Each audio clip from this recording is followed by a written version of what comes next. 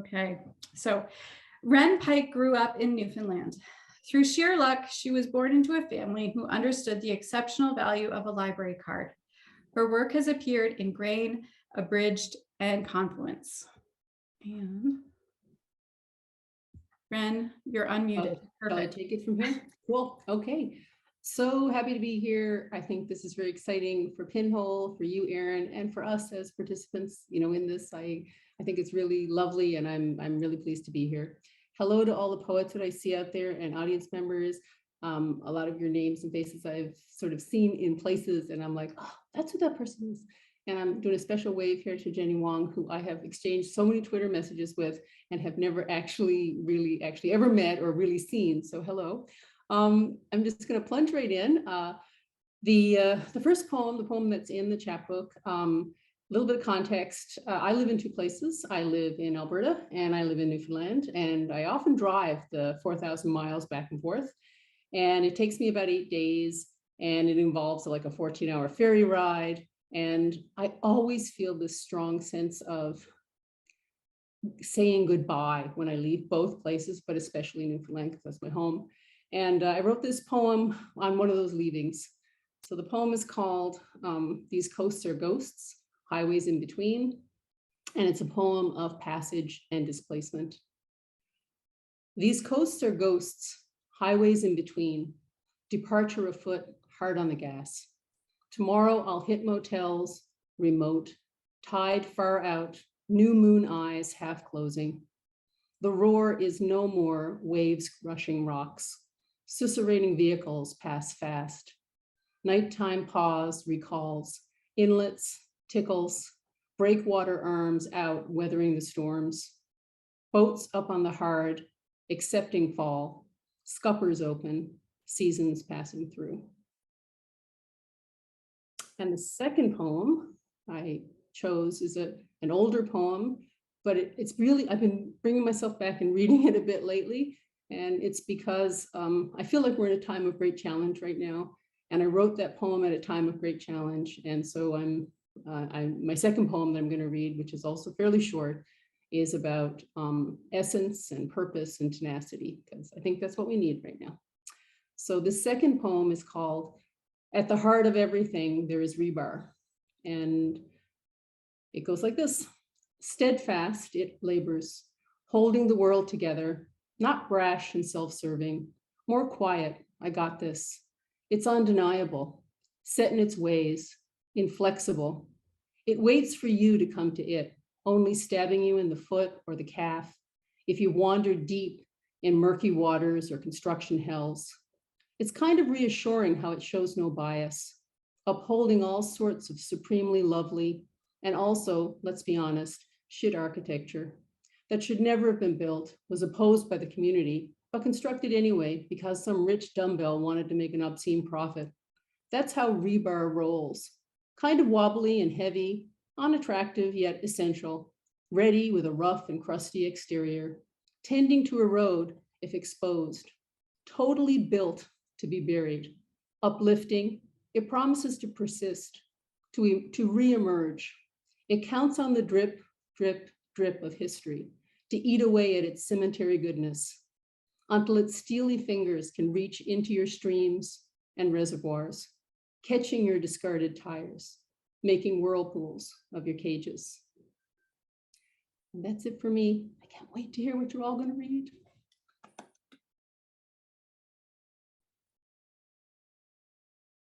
Unmute myself. Lovely. That was very lovely. Thank you very much, Wren. Yeah, that I love when people write in the chat. So go ahead. I know we can't hear each other clapping for each other, but posting into the chat, that's a really nice thing to do. Okay, next. Alana Wolf lives and works in Thornhill, Ontario, the traditional lands of the Haudenosaunee and Huron-Wendat First Nations. Her writing has recently appeared or will soon appear in Arc Poetry Magazine, Acta Victoriana, Best Canadian Poetry 2024, Free Fall, Galaxy Brain, Montreal Serré, The New Quarterly, Prairie Fire, Vallum, and Yoke. Her collection, Swoon, won the 2020 Canadian Jewish Literary Award for Poetry. Her cross-genre Kafka Quest collection, Faithfully Seeking Franz, is forthcoming later this year from Guernica Editions. Thank you, Alana. Let me see. Wait, I have to ask you to unmute. Here we go. Okay, now I can. Thanks. Okay, thank you, Erin, for the introduction and for choosing to include my poem, One Act with the Night Wolf, in the beautiful Pinhole inaugural chapbook. It's really lovely to be in this company, so thank you. To give a bit of context, One Act with the Night Wolf is a kind of mock internal conversation between the wolf of the title, called Lupu in the poem, and Wolf the writer. The poem revolves on a device that's recurrent for me, that of posing questions to vary the rhythm and the texture of the text. And for rhetorical purposes, questions can work at prompting empathy in the reader, or they can be prickly and provocative or ironic, and not, as is said in the poem, for the purpose of requiring answers. So, One Act with the Night Wolf. How did you hear of the moon, Lupu? Think about it. If you believe in mystery, step here. Watch your footing. When you go for night walks, do you look where you're going, what's there, or the sky? Star shards hanging out. Do you bring your woes along? If so, from 1 to 5, 5 being the freest, would you let them fall away?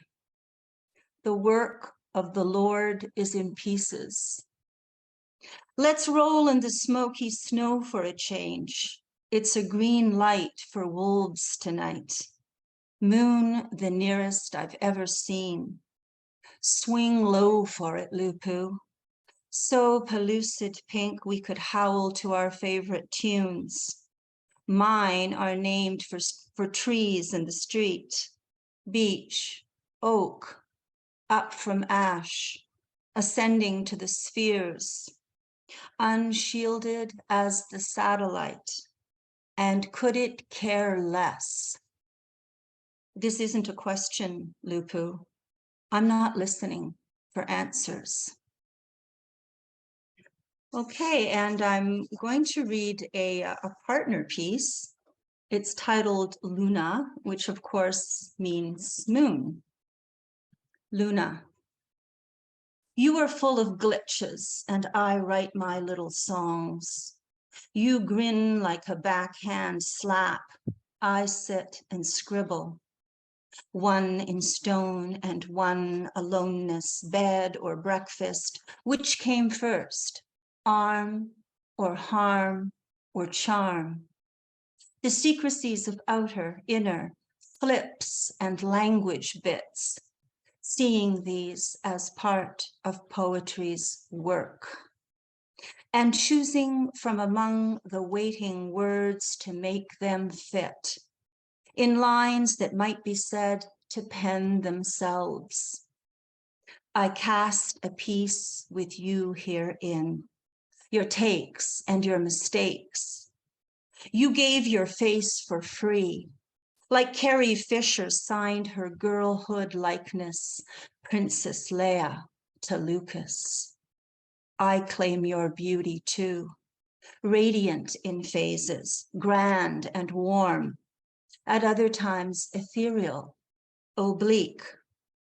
I'll see you at the waterfall tonight.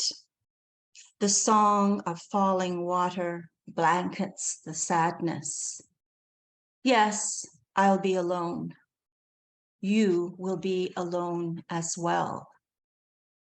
Thank you for listening.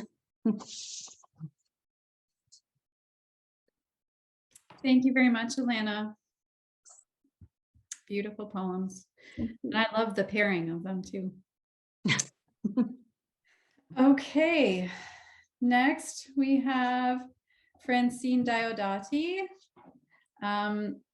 She, they are her pronouns. She finds joy in the making of things, Kind of like me.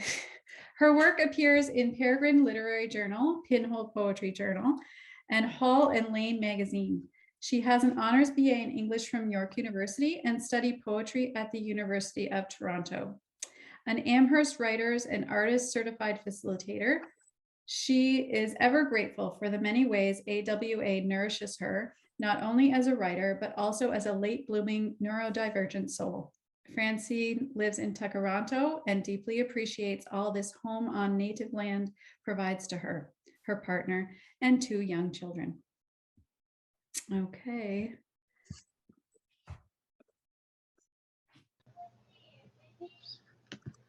Francine, it's over to you. Yeah. Hi, everyone.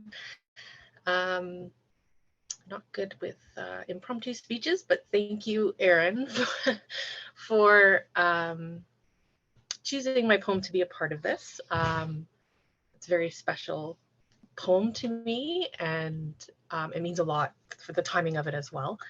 The poem came to me in the middle of the night. I was having trouble sleeping and hearing sounds in the backyard, and part of it just stuck with me, and then it kind of evolved from there.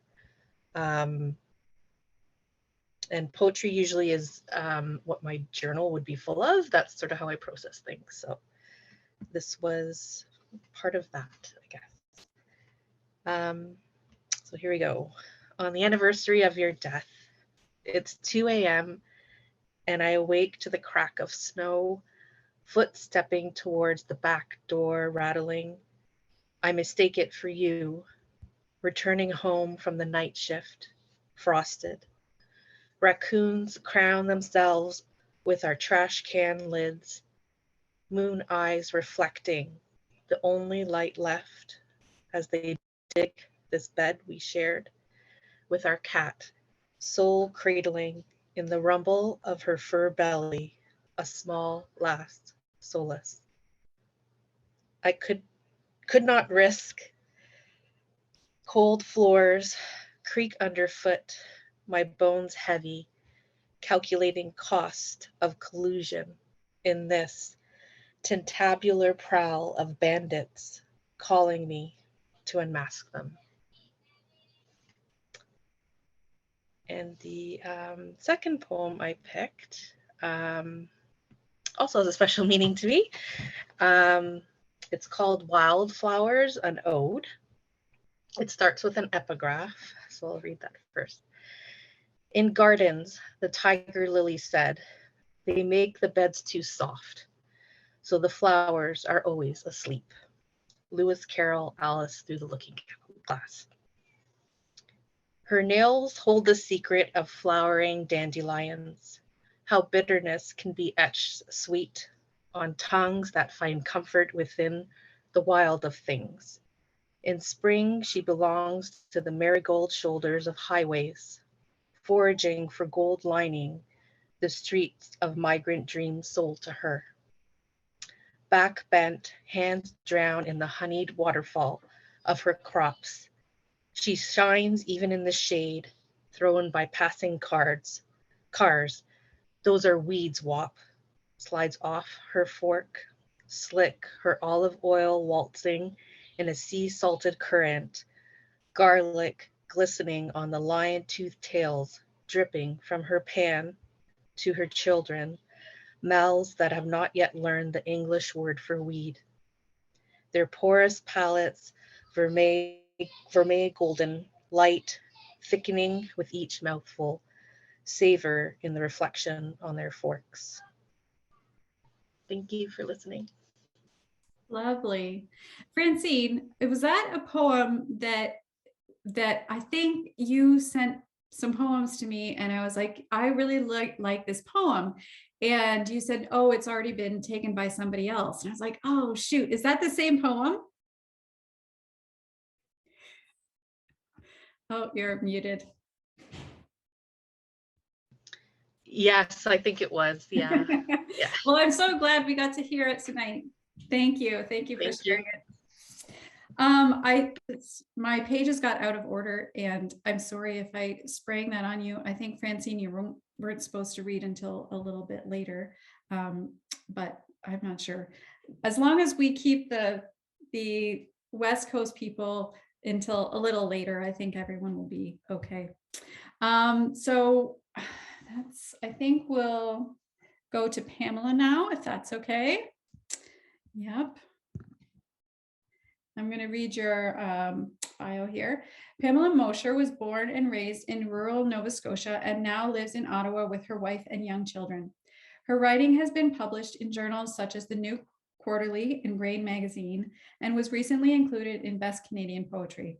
She has won the Foster Poetry Prize, previously called the Young Buck Poetry Prize, and been shortlisted for the Fiddlehead's Ralph Gustafson Poetry Contest. Welcome, Pamela. Yeah, thanks. Thanks for that intro.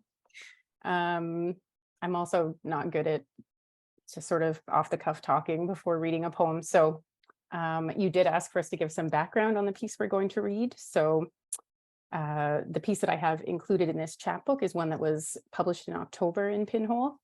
And it's one that I'd been working on for a while, for a couple years, sort of on and off, and until it found a home here in Pinhole. And it just started as a way for me to sort of process an experience I had, which I think is common for a lot of people who write poetry.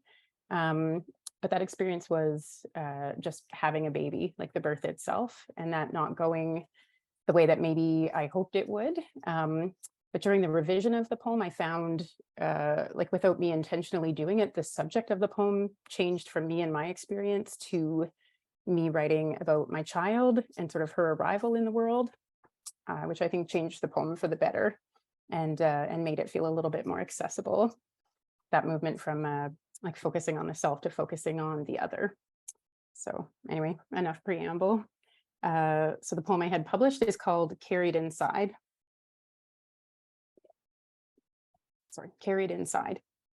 It happens in the kitchen this time. Your supper prep is interrupted. You fall, paring knife still in your hand. The bell pepper, gouged, tips over, and the tiny pale whorl of a half-formed secondary pepper tumbles out. Vertigo brings you to the floor. Tiles cold against your calves. You know enough to stay still. You think of the birth of your daughter, how your abdomen was sliced open, like the pliant underbelly of a caught fish, how the thick purple mass of her body was wrestled from within you. It was not that long ago, but already you forget. When you first heard her, did she wail, or was it more of a coo? Were you reassured, knowing she would be fierce enough for this world? And what about her face? Did you see it, even for a moment, before she was carried away? Before her competencies were measured and analyzed by other people's hands? Your vision is a hot white expanse of nothingness, with stars at the edges. You stand once you are able, and you scrape your hand along the cutting board, dropping the scraps, the seeds and proto-pepper into the compost bin. And then I'm going to read a second poem as well, on a somewhat related theme, but not published in Pinhole. This one was published in Grain. And then, as Erin mentioned, then it was republished in Best Canadian Poetry a couple of years ago. So it's titled On Artificially Conceiving Our Children. We may have different thoughts about what it means for a thing to be natural. I can't imagine anything more real than stretching out on an exam table each month, listening to a gloved nurse expostulate on the merits of relaxation, while she inserts a unit of recently thawed sperm into my uterus. And at least for now, these artificially conceived children are genuinely indifferent to our process of becoming their mothers. They romp around the living room, dragging blankets across the coffee table and rolling through piles of pillows, their faces unguarded, laughter blooming within the fragile walls of their small bodies.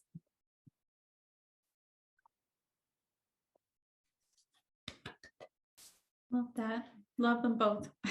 Thanks. Thank you very much, Pamela. Okay, we're gonna go to Lauren now, and I will unmute you now so you're all ready. Lauren Perret is currently pursuing her creative writing certificate at the University of Toronto School of Continuing Studies. Her most recent work appears in Paddler Press, Flow, High Mat Review, The Field Guide Poetry Magazine, and others. She is based in Peterborough and Toronto, Ontario.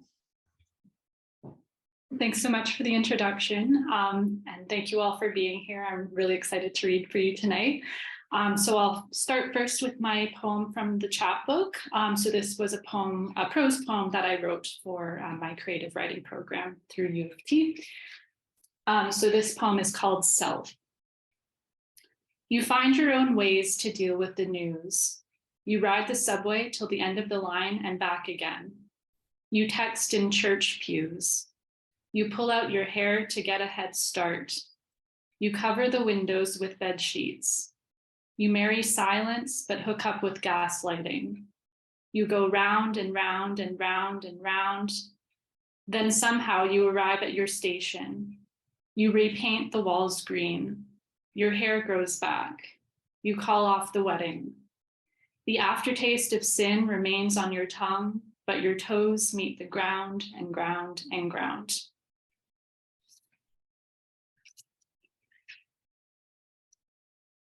So for my second poem, I actually wanted to do a work by another poet.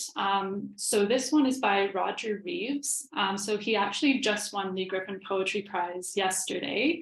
And I was there in the audience for the ceremony, which was really neat. And he recited this particular poem, which I found really striking. So I thought I would share it with you all tonight. So this poem is called Children Listen by Roger Reeves.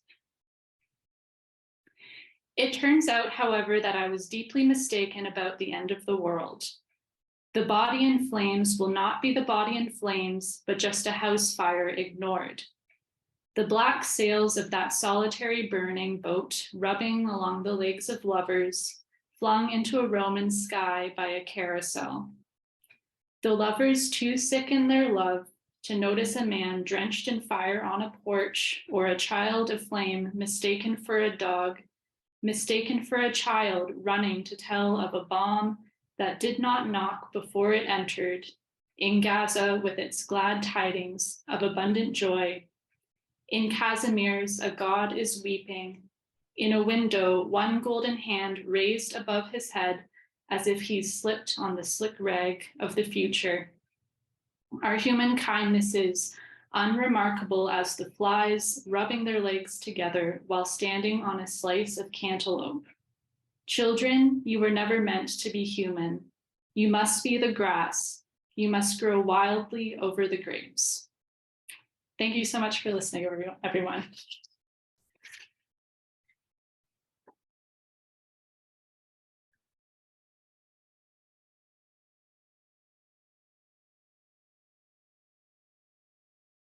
Oh, Erin, I think you're muted now. I think I'm not Yeah. now. There you go. Okay, if this works, we're going to have a little slideshow presentation now of the pinhole images that we've published in the magazine so far. It's been like, I wasn't sure when I started this. I was like, well, you know, I've got my partner's photos and we'll run with that for the first issue and see what happens. So I've been really overwhelmed by the different people that find us and want to participate. And that is so true in terms of the poets that submit work and the photographers that submit work. Like, I just feel so grateful to be doing this and to have people want to put their work into this journal and into the Chapbook. It's kind of amazing. So let's see if this works.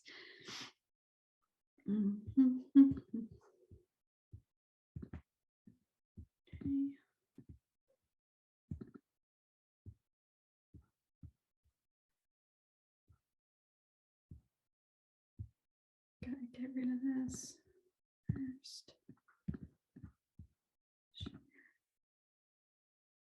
Oh, sorry. Okay. Let's see.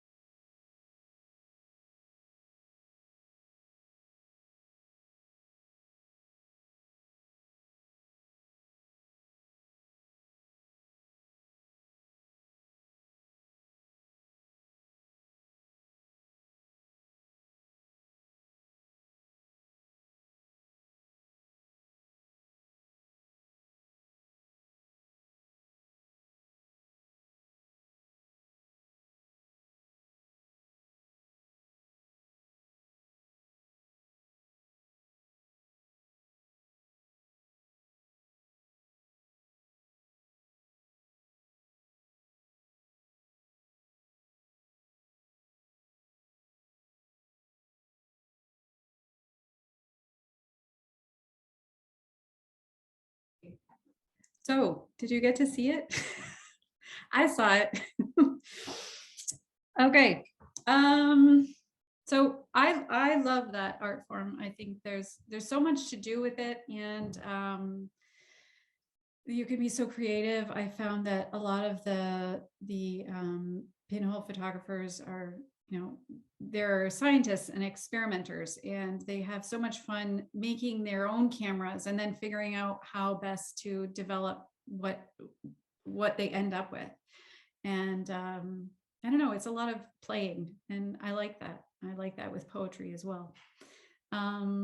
Okay, so next we will go to Michael Russell. They is co-author to Chapbook Split Jawed with Elena Bentley, forthcoming from Collusion Books, and Mother Monster to Chapbook Grinder Opera, Frog Hollow Press. They are queer, mad, and overflowing with anxiety. Currently, he has a craving for chocolate chip pancakes with bananas and thinks you're fantabulous.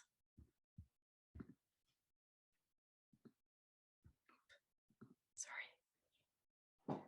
Hello, grateful to be here and to be a part of this. Thank you. I'm going to read my poem Lilith. So some background. It's an infidelity poem with a little bit of mania. And it also queers the biblical figure Lilith.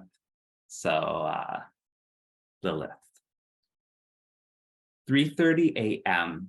Then a stampede of crickets unravel beneath cracked feet. Fissures of flesh fray and drag the splintered air. I'm floating somewhere between our bed, the sky. Boyfriend, don't whine when I straddle a leather leash.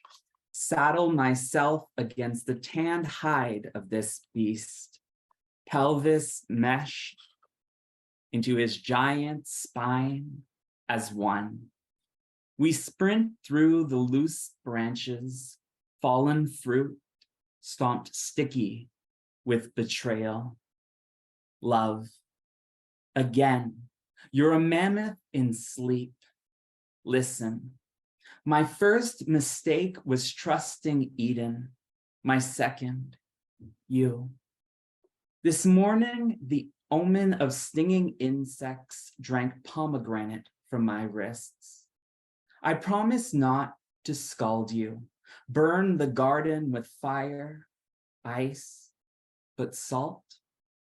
This hive of sweat molts my forehead. I've never pulled grass into my skin, scraped myself crimson, desperate and willing to escape each wilting blade.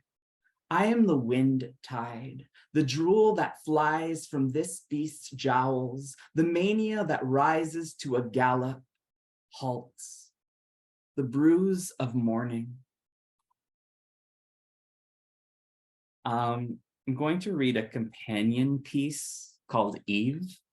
It's a little more humorous. Eve. Sometimes I'm nothing more than a cracked rib slathered in his second favorite barbecue sauce. A little zing in the bedroom, citrus zest, pith. He tells me, everything I do is never good enough for you. And somehow, his cheating slithers into my lap, coils. Ugh, a man's cock is venomous. Boyfriend, should I transform myself into a Disney princess? Sleeping Beauty, collapse heavy on my knees, or dress up like your mother? Skirt myself in the cells of her placenta. Cook, clean, scrub, rub-a-dub-dub the shit stains from your underwear. Or maybe whipped cream and cinnamon, dark chocolate strawberries I'd love.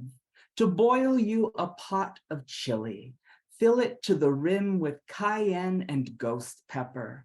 Demand you answer if I'll ever be enough. My cinnamon roll body plumped with yeast, sweetheart. Grab a fistful of my hair and tug until you genie a wish. Every skinny bitch you've chased, I'm willing to become. Thank you. I love that. I love them both, but that one is quite good, quite funny. Okay, next, Jenny Wong is a writer, traveler, and occasional business analyst. I like that it's in its proper priority. Her favorite places to wander are Tokyo alleys, Singapore hawker centers, and Parisian cemeteries. Her work has been nominated for the Pushcart Prize, the Best of the Net Anthology, Best Small Fiction Awards, and longlisted for Wigleaf's Top 50 Very Short Fiction. She resides in Canada near the Rocky Mountains. Welcome, Jenny. Thank you, Erin. Thank you, everyone. Fabulous reading so far. Erin, just want to say this is a lovely piece of art, a lovely collection. Thank you so much. Thank you. And then Ren, hello. Sorry, I'm just gonna go through a little bit here. Ren, hello. So the poem that I wrote in here began as kind of leftovers from a collaboration I was doing with my writing buddy, Sylvia Santiago, who is here in the audience. So another shout out. Hi, Sylvia. Thank you for coming.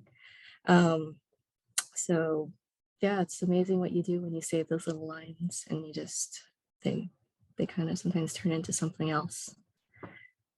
So, notes to myself on chore day.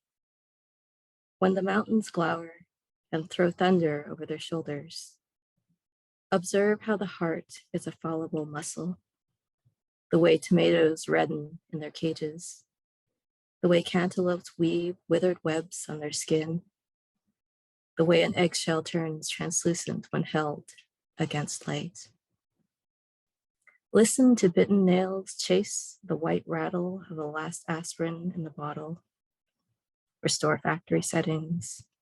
The washing machine spins the circumference of a yawn, the downward trajectory of settling. Allow an evening teacup to collect the stars. Identify the mechanisms for unlocking a jaw. And swallow sand slink dreams. When your mother calls and says, I have a cream for that, count the number of times a wire must coil and bite to bind a notebook. Collect expired items. Think back to a time when a stamp needed the press of a tongue. 31,500,000, I've never read this out loud before, 31,500,000 and 536,000, the amount of seconds in a year. Factor in gravity. And remember the way a parched August longs for rain.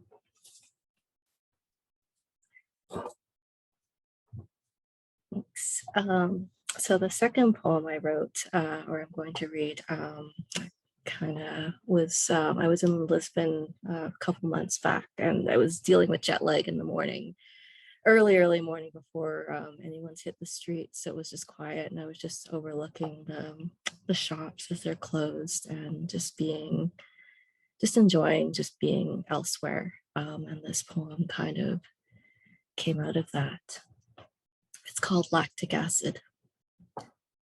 Overseas, I lie awake again, attempt to reconcile the hollows of old debts.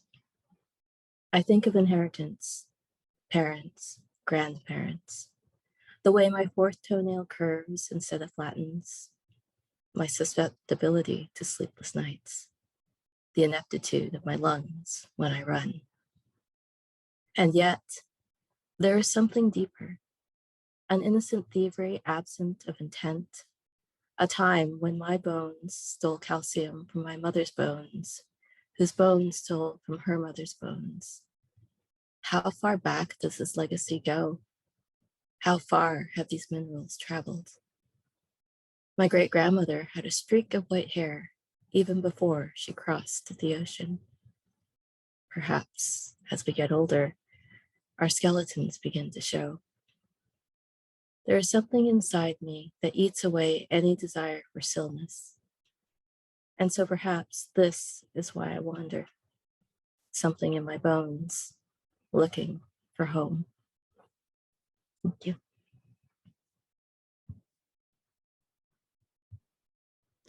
Beautiful. Thank you.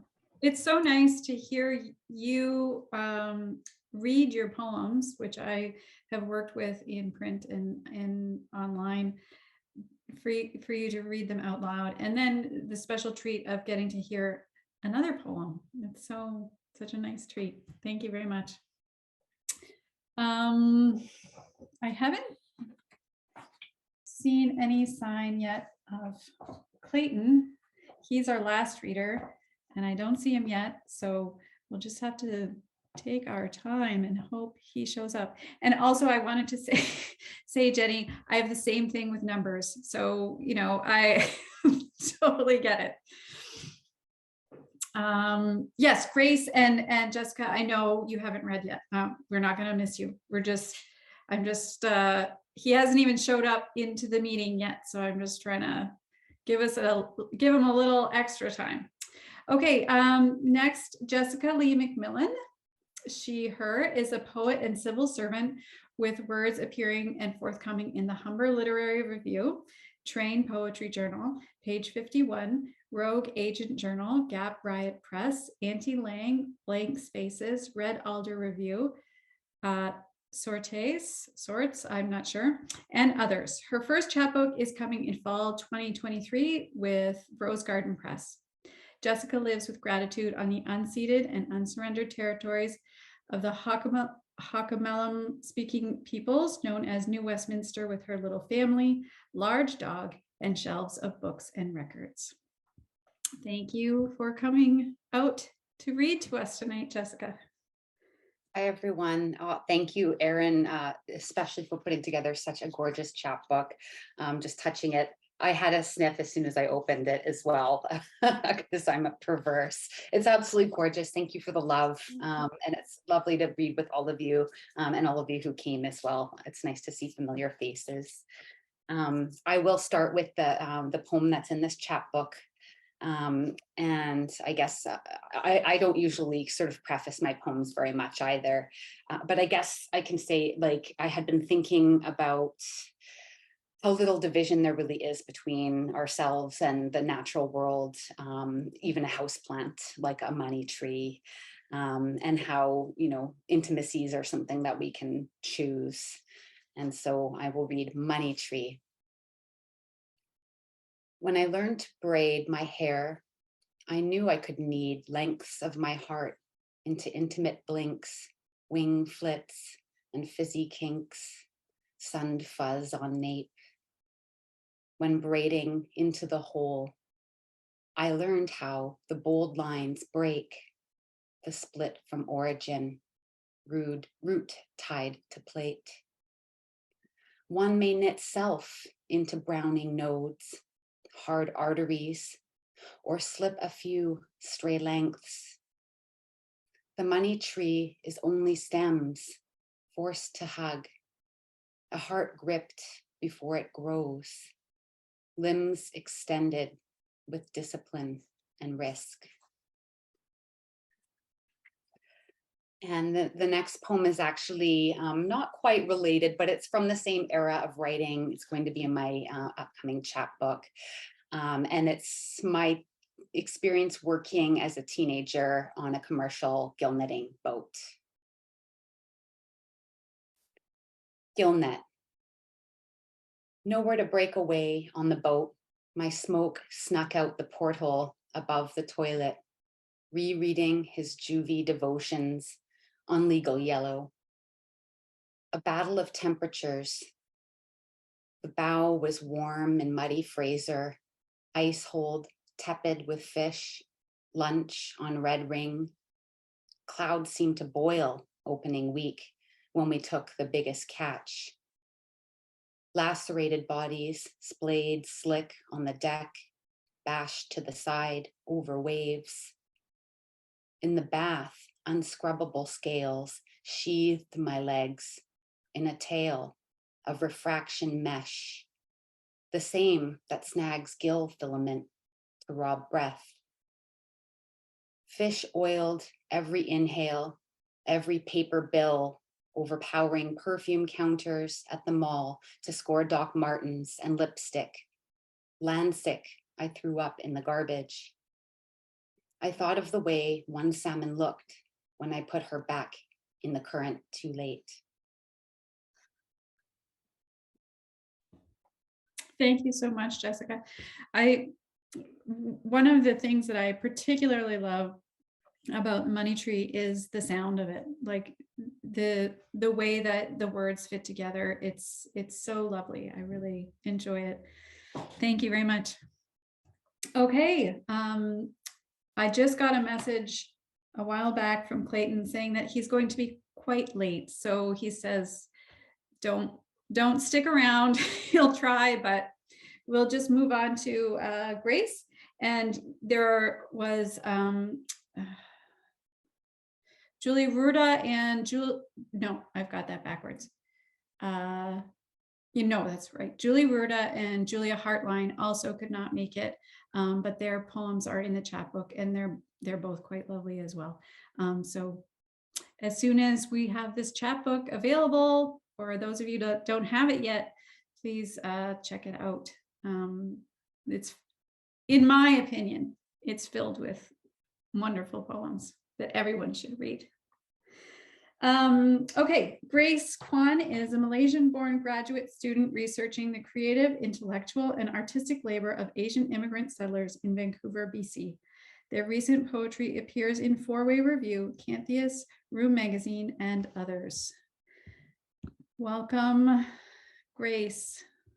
Thank you so much. Thank you for the introduction and for including my work in this chapbook. I just feel really lucky to have been included in this project, like from the first issue of the journal to now. So thank you. And the poem I'm going to be reading is called Clover. So this poem is about myth, it's about folklore and how stories get passed on, but also how they transform with time and distance. So I still think about it like a lot these days because I've been thinking a lot about with my thesis work, how the transformation of migration changes our identities and our sense of self and makes us into different versions of ourselves depending on because of place, especially thanks to this essay on LitHub that I read recently by Frankie Wang, I believe. It's about the movie Everything Everywhere All at Once, but it just was very poignant to me. And so, yeah, this poem is about how we carry stories and narratives through these kinds of transformations of perspective. So this is Clover. Your mother has, I'm sure, told you about the rabbit on the moon.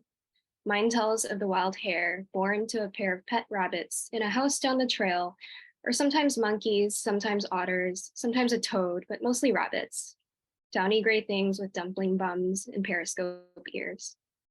In any case, the hare ate no pellets, only mouthfuls of clover, staining his maw yellow, jumped too high with muscles that knew the wind like an old friend, and finally one evening leapt and landed on the moon. He sleeps as the moon turns to shadow, refusing cold starlight and eternity's gaze. But every month, when his perch swivels, allowing him a view of brushstroke clouds, water churning slow as azure tree sap, he sticks his paws in those craters and makes himself useful. Grinds bitter powder for the sick and sticky cakes of rice for the hungry, all the while noticing he's never noticed before between monolith ice caps. Islands green as clover, springing up as if underfoot, as if he can almost taste bent grass rising to the sun while his shadow flees the scene. This next poem I'm going to read, it's a short one, and it's also about consumption and place and its relationship with identity. But it's more about how home, like the concept of home fits into the flow of time. And it's called Moving Poem. The quartered orange's soft body, excuse me, sipped from its rind into a mouth capable of saying such permanent things as, They dug up a dog that was buried 32,000 years ago with a mammoth bone in his mouth. Shells outlast the mollusk by thousands of years, form growth lines where the soft animal insect didn't get enough to eat. Wolves came searching for scraps, but renounced scrutability. I don't know what I'll do without Vancouver's beauty. It'll slip off my body like water and disappear into hard soil, into the open mouth of a mountain named for a dog. Thank you.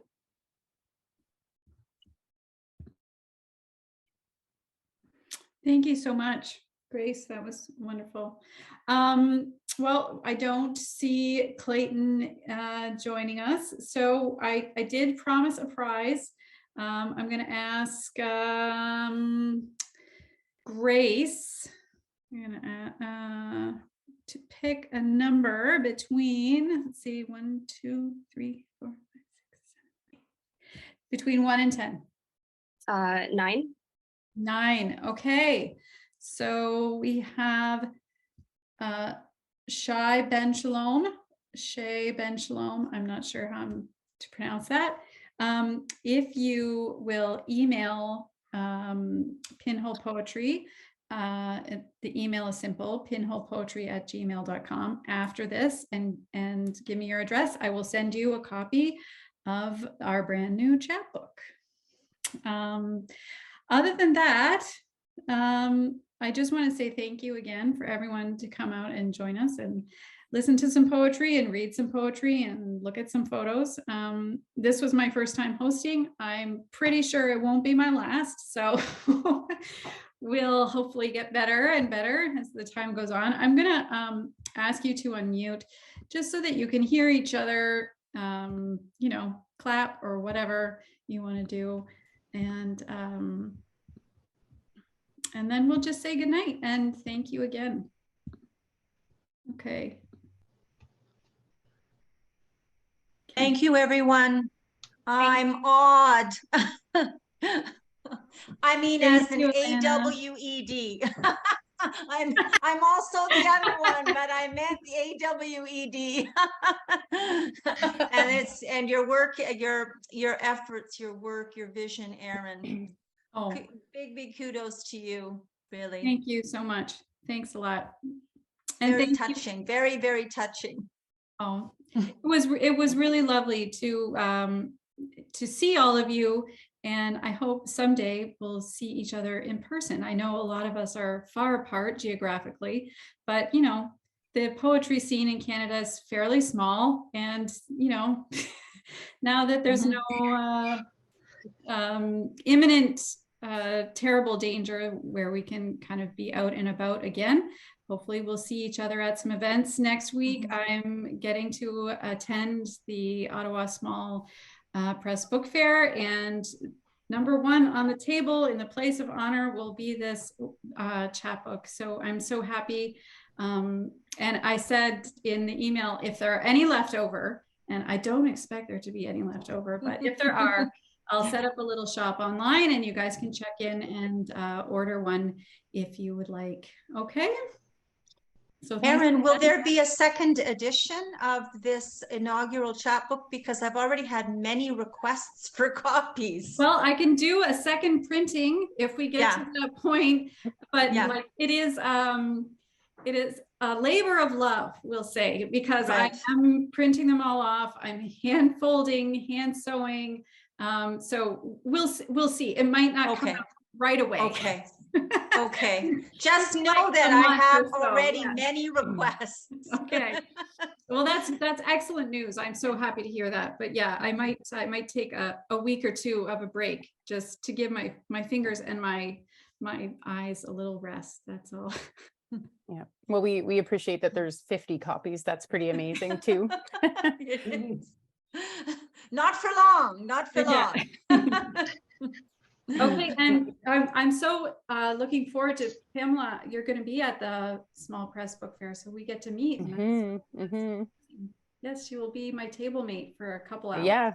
I'll sit there for a bit for sure. Very nice. Okay, thank you all so much, and too bad we didn't get to hear from Clayton, but maybe next time. Okay, thank you. So Bye. nice seeing everybody. Thank you, everyone. Nice to see you. Bye. Bye. Thank you.